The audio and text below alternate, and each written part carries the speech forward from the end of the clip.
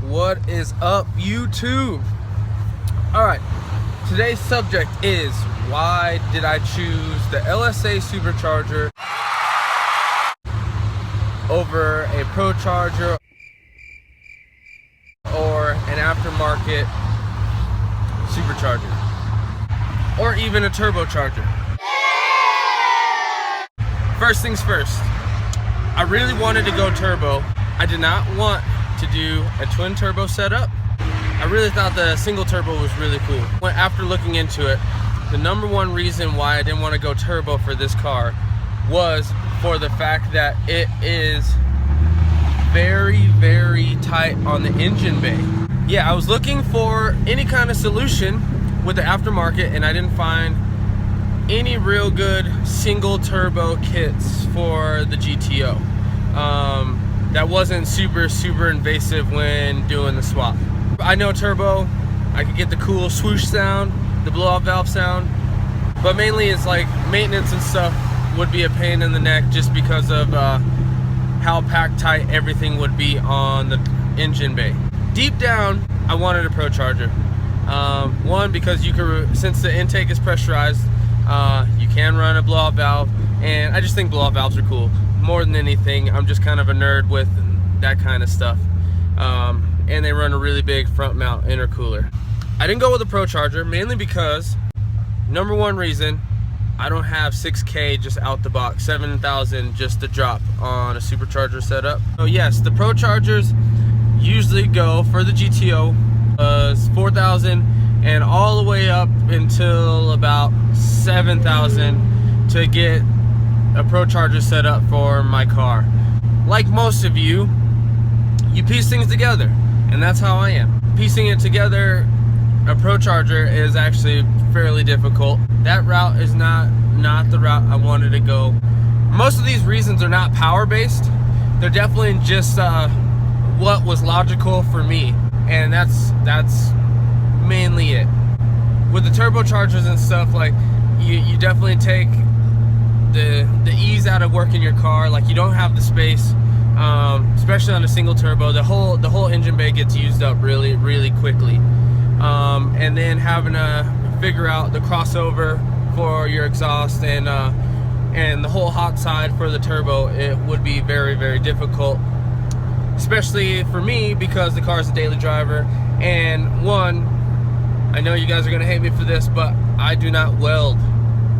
I know a lot of you guys who work on cars weld, but I would actually have to have somebody weld it for me, which you guys know would cost quite a bit.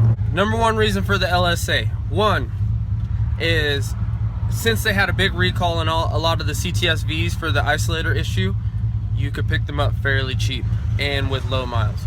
I picked mine up for roughly about $600 with 20K on the charger. It spins very freely. I'm still going through it, which the new video will be coming out very soon. I'm still waiting on pulleys. Another pro is, since it will be the style of supercharger that replaces your intake system, I still will have a lot of the engine bay room. So changing spark plugs, doing stuff around, if I had to change water pump or whatever, would not be that invasive.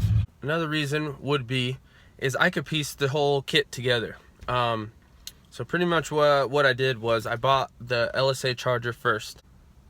After that, I got on the CTSV forums, which a lot of the CTSV guys end up upgrading or switching out parts. So in return, they sell a lot of their factory stuff for fairly cheap. With that being said, there is a lot of parts to come by, and you could pretty much get the whole kit for right around 3K versus spending 4,000 to 7,000 for some of the other supercharger kits out there. The LSA superchargers come straight from GM. I believe they are Eaton built. They're factory supercharger. And I've seen a lot of the CTSV guys, some of the ZL1 guys, make well into the 700 horsepower range on the stock supercharger, and you change out pulleys or whatever. But since it's factory, you can find the parts for it, and I definitely feel like it's a good, reliable way to make a lot of power for a little bit less money. And on these LS2 engines, since they're high compression, I've talked to a handful of guys who've done the LSA swap, and they're making well into the 500 horsepower range, almost 600 horsepower to the ground, and that sits well with me. So it's gonna have the factory look, but with all the power of the aftermarket, and that makes me real excited.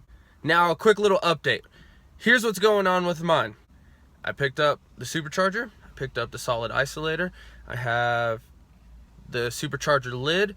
Now with the CTSV lid, under high boost, the bricks tend to collapse. So what I am doing right now is I'm getting ready to send my brick out to have it reinforced so it could handle the boost levels that I'm going to be running, and we'll be good to go on that. I have a front mount heat exchanger. It pretty much looks like a front mount intercooler, which will be real cool. A lot of the tuner guys are gonna get nervous when I pull up, which is gonna be awesome. Which is a dual core. And then I have the heat exchanger pump, the 3/4, and then I have the pulley setup coming. I have the fuel rail. I just picked up fuel injectors. I got new fuel pump. Now right now I'm going to be running on pump gas. I am not going to be running E85. That will be for the future. Pretty much right now I am on a budget, but right now I should be able to get my 500 horsepower that I planned on with this setup, and it should be very streetable. It shouldn't be too crazy, and I do have a cam on the car, so I may be switching that out in the future as well. But this is pretty much a bare bones supercharged car. It should be highly enjoyable. Once I get this going and all finished, the next goal on the agenda is to pick up a daily driver. So if you guys have a suggestion on daily drivers, definitely let me know. I would love to see what you guys are into, what you guys drive on the daily basis, and then I could actually go all out with this car build. So once the supercharger's done, I got a daily, a lot of things will be changing. I do have a bunch of small little parts to pick up. The brake booster line to pick up. I need to get a LSA evap solenoid and a LSA map sensor. A couple other odd end things, nothing crazy though.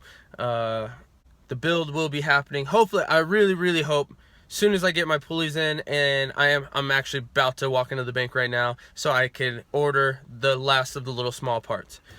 But as soon as I get that stuff in, I'll definitely be doing a video on this. And I also got to change out my clutch. That's about it, guys. Thanks for watching this video. Thanks for your support.